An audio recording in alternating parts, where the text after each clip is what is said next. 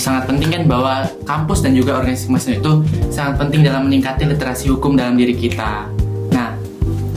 Nah, selanjutnya Bapak, bagaimana kita sebagai anak muda itu dapat meningkatkan literasi hukum di era digital saat ini Bapak? Boleh nih berikan tips, mungkin tips and trick untuk bisa meningkatkan literasi hukum Bapak? Ya, sebenarnya 24 jam sehari itu logikanya bagaimana mungkin kita setidak-tidaknya tidak bisa menghabiskan waktu 5-10 menit nonton TV misalnya. Itu kan hal yang paling sederhana gitu ya. Kalau teman-teman setiap saat tidak bisa lepas dari media sosial gitu ya, tidak bisa lepas dari Facebook, Twitter, X gitu ya, dengan TikTok dan lain sebagainya, kenapa justru teman-teman tidak berusaha membangun kemampuan literasi itu dari hal-hal yang seringkali dihadapi sehari-hari gitu. Kalau teman-teman yang upload status, literasi-literasi itu kan seharusnya datang dari sana juga. Cuma problemnya adalah kita kadang-kadang tidak bisa fokus dengan satu konten di dalam medsos itu kan. Kita biasanya lebih fokus kepada komentar-komentar netizen. Benar sekali. Kita justru tidak fokus kepada konten originalnya gitu. Padahal kan sebagai contoh, kalau saya buat konten di TikTok, harusnya kan yang lebih utama adalah fokus kepada konten yang hendak saya sampaikan, bukan kepada komentar netizen gitu. Ya tapi begitulah, kecenderungan habit yang sekarang lebih banyak terjadi. Ya publik itu lebih senang, lebih lucu mungkin gitu ya, melihat konten-konten bukan pada konten aslinya, original konten, tetapi pada komentar-komentar netizen. Itu satu. Berusahalah kemudian untuk lebih fokus kepada konten yang hendak disampaikan. Kalau kita bicara misalnya sekarang problem sebagai contoh gitu ya, ada banyak kritikan terhadap kebijakan-kebijakan kekuasaan yang lebih banyak kita obrolin itu justru bukan berfokus kepada bagaimana keputusan itu lahir, tetapi bagaimana respon atas keputusan itu. MBG misalnya gitu. Pernahkah kita memahami dengan benar apa asbabun nusul MBG itu lahir? Di ruang mana kemudian MBG itu dilahirkan? Siapa yang kemudian mendesain program bernama MBG itu? Duit apa yang digunakan? Dari mana datangnya duit itu? Nah, karena kita tidak pernah fokus bagaimana membedah dan menguliti MBG, maka kita lebih banyak bicara soal akses dan impact yang terjadi pasca MBG itu dulu. Dijadikan sebagai keputusan politik oleh kekuasaan. Kita fokus kepada dampak terhadap MBG-nya, keracunan yang terjadi di mana-mana misalnya, kemudian problem bagaimana MBG itu terdampak dari masyarakat, bagaimana kualitas makanan-makanannya. Tapi coba kemudian kalau kita lebih fokus kepada bagaimana keputusan atau kebijakan itu lahir dari kekuasaan, kita pasti akan sampai pada suatu kesimpulan bahwa sebenarnya ada motif di baliknya. Literasi itu sebenarnya yang paling penting. Kalau kita mengutip misalnya Noam Chomsky di dalam The Responsibility of Intellectual, Chomsky bilang begini, tugas kalianlah sebagai intelektual bagaimana membongkar keputusan-keputusan licik dari kekuasaan yang cenderung kemudian bersembunyi dari kebijakan-kebijakan itu. Kan literasi itu harus kita tujukan sebagai alat untuk menguliti keputusan-keputusan yang sebenarnya tidak memihak kepada kepentingan rakyat banyak. Jangan khawatir seolah-olah kita vis-a-vis dengan kekuasaan. Enggak, memang tanggung jawab kita adalah menguliti kebijakan itu. Literasi harus kita arahkan ke sana. Yang berikutnya saya kira yang paling penting juga, saya rasa kelemahan Gen Z sekarang, bahkan Gen Alpha itu cenderung tidak bisa, tanda petik ya, berinteraksi dengan baik dalam berbagai macam literasi dalam bentuk tulisan gitu ya. Kemampuan menulisnya tidak terlalu bagus. Itu yang mesti kita asah sebenarnya. Kalau di kalangan teman-teman hukum, bagi teman-teman yang pernah masuk di kelas saya kan selalu bilang tuh, orang hukum itu harus punya kemampuan minimal 2 itu. Satu, kemampuan berbicara, kedua ada kemampuan menulis.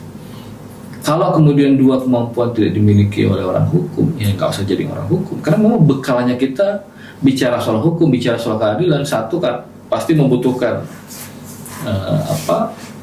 kemampuan berbicara itu sekaligus kemampuan untuk menuliskannya. Karena percuma orang pandai berbicara tetapi tidak bisa menulis. Begitupun sebaliknya. Itulah yang mesti kita asah. Kalau teman-teman update status di Facebook 3 kali sehari, kalau itu dikumpulin, itu kan bisa jadi 1 paragraf. Itulah kemudian hal-hal yang sebenarnya penting untuk diasah bagaimana mendorong dan meningkatkan kemampuan literasi kita. Sama kayak baca buku kan.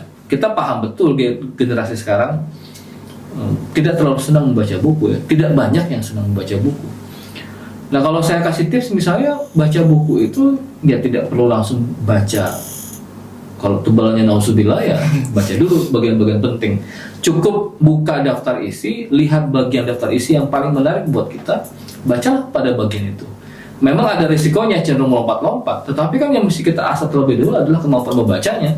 Urusan apa yang dibaca itu saya pikir urusan belakangan. Yang perlu kita asah sekarang adalah bagaimana kita punya habit dan membiasakan diri untuk membaca. Kalau sudah terbiasa membaca, itu kan tinggal mendrive supaya kita bisa membaca hal yang jauh lebih prinsipil dibanding bacaan-bacaan sampah misalnya gitu. Itu menurut saya menjadi PR bagi kita generasi sekarang, bagaimana kemampuan literasi itu bisa kita tumbuhkan. Satu dari cara mengeksplor bacaan itu lebih banyak nonton misalnya, update informasi-informasi hari ini. Kedua, bagaimana mengasah kemampuan untuk menulis. Itu dua hal yang menurut saya penting. Wah, luar biasa sekali. Terima kasih Bapak. Dan teman-teman yang ada di rumah, yang baru saja Bapak sampaikan, boleh nih ditiru di rumah, sehingga teman-teman juga berperan dalam memulai kembali atau membangunkan nih semangat teman-teman yang ada di rumah untuk lebih melek akan hukum dan juga meningkatkan literasi hukum gitu. Dan tapi sebelumnya Bapak, ada fun fact ya tentang Elkis, karena Elkis juga memiliki program kerja yang pastinya bertujuan khusus untuk meningkatkan literasi, terutama literasi hukum dan digital untuk anak-anak muda, termasuk Aksioma Podcast ini Bapak. Jadi tujuannya supaya teman-teman yang ada di rumah juga bisa mendapatkan dampak positif dari perbincangan kita Bapak. Seperti itu. Iya, dan saya kira Elkis punya program untuk ya menguji kemampuan literasi itu dalam bentuk buku kan. Betul sekali. Itu yang minimal bahwa itu sudah menjadi gagasan, itu sudah satu step gitu ya. Terlepas apakah gagasan itu bisa kita realisasikan atau tidak, yang penting kan bagaimana niat dan usaha bagaimana mewujudkan gagasan itu. Ya, kalau kata Pramudia itu ya yang kita pedulikan sebenarnya adalah prosesnya, cara untuk mencapainya. Soal kemudian itu jadi atau enggak itu urusan belakangan. Yang penting kita mulai dulu lah. Baik Bapak, memulai dulu gitu. Nah Pak, kita sini sudah ada berada di pertanyaan terakhir nih Pak. Nah apa sih harapan Bapak untuk generasi muda supaya dia bisa berkontribusi untuk negara dalam era digital sekarang ini Pak? Ya, saya selalu bilang tugas terberat kita sebagai seorang pendidik, sebagai seorang dosen itu bukanlah mencetak sarjana gitu ya. Tapi tugas terberat kita adalah melahirkan manusia. Kalau bicara harapan, saya kira harapan terbesar saya adalah bagaimana generasi sekarang, Gen Z, Gen Alpha itu ya bisa menjadi manusia seutuhnya manusia. Apa manusia yang seutuhnya manusia? Itu adalah manusia yang memang punya sense of humanity gitu. Dia punya rasa empati, simpati terhadap orang lain. Dia tidak hanya sibuk dengan dirinya sendiri, tidak hanya sibuk dengan urusannya sendiri, tetapi pada saat yang bersama dia punya rasa empati terhadap apa yang menjadi problem yang kerap kali dihadapi oleh masyarakat.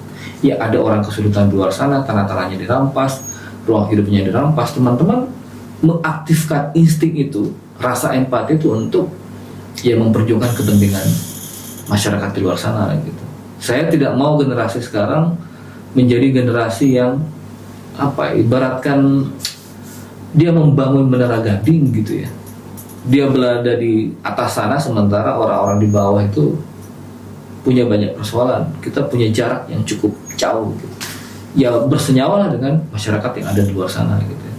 Jadi apa yang kita pelajari tentang hukum, apa yang kita pelajari tentang keadilan, laboratorium kita sesungguhnya ada di luar sana gitu. Kalau teman-teman eksak laboratoriumnya ada di kampus, ya laboratorium orang-orang hukum, orang-orang eksak itu ada di masyarakat. Jadi abdikanlah pemahaman, pengetahuan, ilmu kita untuk kepentingan orang banyak di luar sana gitu. Kan itu yang menjadi problem pokoknya. Tugas kami lah bagaimana memberikan dan menuntun agar teman-teman di kampus itu bisa dengan baik ya mengabdikan ilmu dan pengetahuannya untuk kepentingan kemanusiaan, untuk kepentingan orang banyak. Itu satu. Yang kedua, saya kira juga penting untuk disampaikan, salah satu problem generasi sekarang kan soal konsistensi ya. Ada banyak orang bicara tentang keadilan, bicara tentang hukum, tetapi ketika mereka tidak konsisten ya percuma gitu. Mungkin hari ini si A ngomong tentang hukum dan keadilan, besok-besok justru yang akan dimaki-maki adalah mereka gitu. Sama seperti kejadian sekarang kan. Dulunya mereka-mereka yang berteriak melawan monster justru berubah jadi monster hari ini gitu. Yang kita hadapi justru ada monster-monster baru yang dulunya bicara tentang monster. Itu yang saya maksud dengan konsistensi. Apa yang kita ucapkan hari ini semoga itu bisa istiqomah, konsisten sampai kapanpun gitu kan, itu sebagai sebuah prinsip. Nah, saya kasih tips misalnya bagaimana cara menjaga konsistensi itu. Untuk menjaga konsistensi, cara yang paling tepat adalah ya berkumpul dengan orang-orang yang masih memelihara akal sehatnya. Berkumpullah dengan mereka yang masih memelihara konsistensinya. Seperti kata Tan Malaka ya, minyak dengan minyak, air dengan air. Kalau ingin menjaga konsistensi sikap kita tentang hukum dan keadilan, ya bertemulah lebih sering kepada orang-orang yang masih konsisten dengan cara mereka memperjuangkan hukum dan keadilan itu. Begitu. Baik, Bapak. Terima kasih banyak Bapak untuk hari ini. Ya. Mungkin podcast dan perbincangan kita pada hari ini cukup sampai di sini. Pada intinya teman-teman harus sekali untuk meningkatkan literasi hukum dan juga literasi digital. Karena itu merupakan basic dari kehidupan kita, karena juga kehidupan kita itu sangat dekat sekali dengan yang namanya hukum, teman-teman. Dan teman-teman yang ada di rumah dan juga Bapak, kami ucapkan sekali lagi terima kasih banyak telah Sama-sama. menyempatkan waktu hari ini, dan semoga perbincangan hari ini bisa memberikan manfaat yang sangat banyak dan positif bagi seluruh kalangan yang Iya. ada dimanapun. Semoga Elkis lebih konsisten. Amin Bapak, terima kasih banyak. Nah Pak, sebelum kita akhiri, boleh dong kasih sedikit pesan ataupun motivasi kepada teman-teman di rumah supaya mereka lebih peduli dan memiliki kesadaran hukum pastinya Pak. Betul. Ya, jangan takut mengambil resiko ya. Gen Z sekarang jangan menghamba kepada ketakutan. Kalau kalian punya ide gagasan, yang muntahkan aja gagasan itu. Jangan merasa bahwa ketika saya berbicara saya dibatasi oleh aturan ini, aturan itu. Karena antara hukum dan keadilan dengan hak kita untuk mengekspresikan diri kita itu berjalan secara simultan gitu, secara bersama. Jadi ya sampaikan aja secara terbuka. Jangan menghamba pada kalau kata Munir, takutlah pada rasa takut itu sendiri. Karena rasa takut itu membunuh kewarasan. Kita jadi tidak waras kalau cenderung mengabdi kepada ketakutan. Bahkan kalau kata Wiji Tukul ya, menghamba pada ketakutan sama dengan memperpanjang barisan perbudakan. Jadi tumpahkan aja. Itu satu. Yang kedua, ya jangan merasa terbatas. Tumpahkan aja. Teman-teman Gen Z sekarang harus mengambil peran-peran signifikan di dalam usaha tidak hanya membangun literasi digital tentang hukum, tetapi juga bagaimana memperjuangkan hukum yang sebenar-benarnya hukum. Dalam hal ini ketika bicara soal keadilan, keluar aja. Percuma teman-teman Gen Z punya kemampuan berpikir yang bagus, terutama dalam aspek teknologi ya, karena generasi Gen Z ini kan adalah Gen Z yang lebih erat katanya dengan digital gitu. Betul sekali. Teman-teman mesti menerobos agar teman-teman punya urgensi, punya peran yang lebih signifikan. Jangan takut mengambil resiko. Kalau kita ngutip di Nasir Bhutto, Perdana Menteri Perempuan pertama di Aljazair, dia bilang ya kapal itu kan diciptakan bukan untuk ditambatkan di dermaga, meskipun di dermaga dia kelihatan jauh lebih cantik gitu, dia berbandingkan cahaya dan sebagainya. Kapal itu diciptakan untuk menerobos dan menghajar gelombang dan lautan kan. Itu juga harus dilakukan oleh Gen Z. Keluar kandang, teman-teman jangan takut dengan resiko-resiko itu. Teman-teman harus mengambil peran untuk menerobos dan memastikan bahwa generasi ini juga punya peran yang cukup signifikan di dalam membangun bangsa ini. Saya pikir begitu. Baik, luar biasa sekali Bapak. Terima kasih banyak sekali lagi teman-teman. Jangan takut akan resiko. Karena ketika suatu langkah kita dihalangi dengan ketakutan, dengan adanya resiko, maka sesuatu hal tidak akan pernah dimulai. Yes. Maka dari itu Bapak dan teman-teman semua, podcast pada hari ini resmi selesai. Saya selaku moderator Revalina Anggi Septiana dan rekan saya Hayden Silalahi. pamit undur diri. Sampai bertemu di podcast selanjutnya. Tapi sebelum itu jangan lupa klik tombol subscribe-nya di bawah dan lonceng notifikasinya agar teman-teman tidak ketinggalan video terbaru dari kami.